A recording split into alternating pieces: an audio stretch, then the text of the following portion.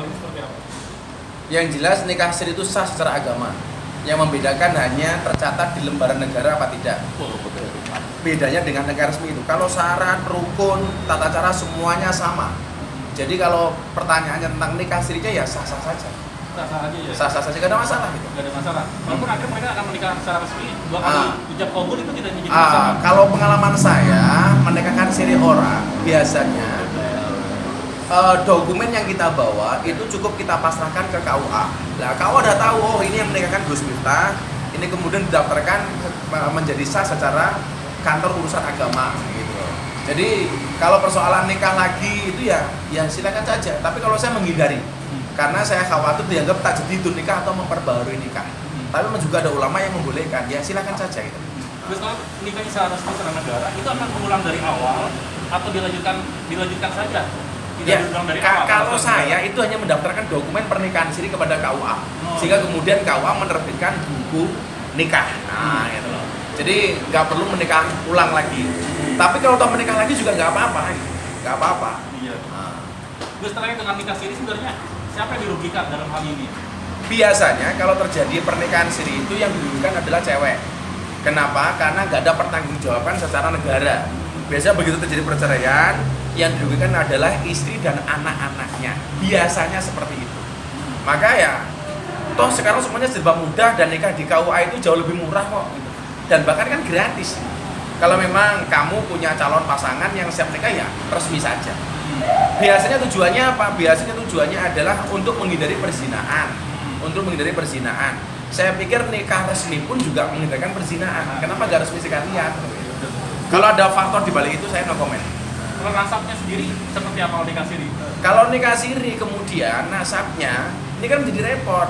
Ada yang kemudian kalau secara agama tetap bapaknya yang menghamili kan itu.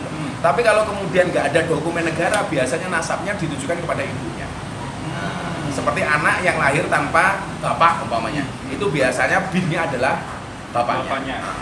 Terkait dengan yang Islam nikah siri itu sendiri, ini pertaruhannya adalah nama baik dan karir ke depannya. Kalau mereka tidak mengakui ya, ini melihatnya apakah mereka akan legowo mengakui hal ini atau gimana ke depannya? Kalau saya pokoknya mendoakan mereka lah, mudah-mudahan yang terbaik bagi mereka. Terbaik bagi mereka. Karena saya pikir sebenarnya yang melakukan seperti ini tidak hanya Lesti dan Bilar, banyak gitu loh. Yang kemudian nikah siri, kemudian nikah resmi. Tapi bedanya mereka public figure itu saja kok.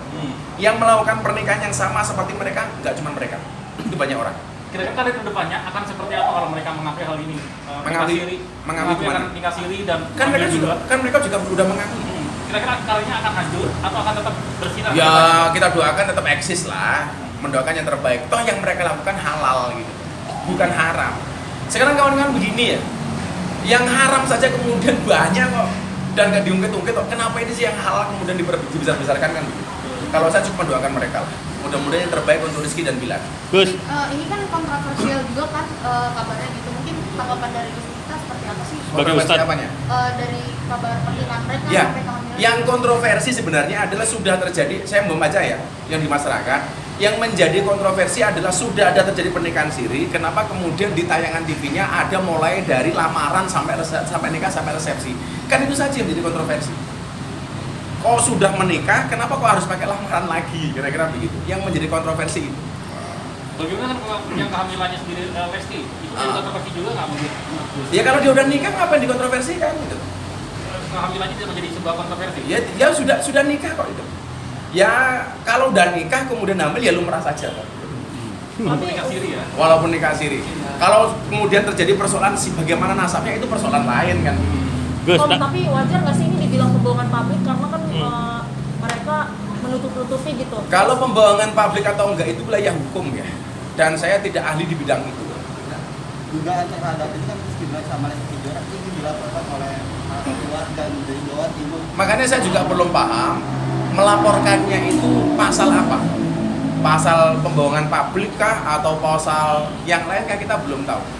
Dan itu pasti multi tafsir kan, interpretasi kan beda-beda.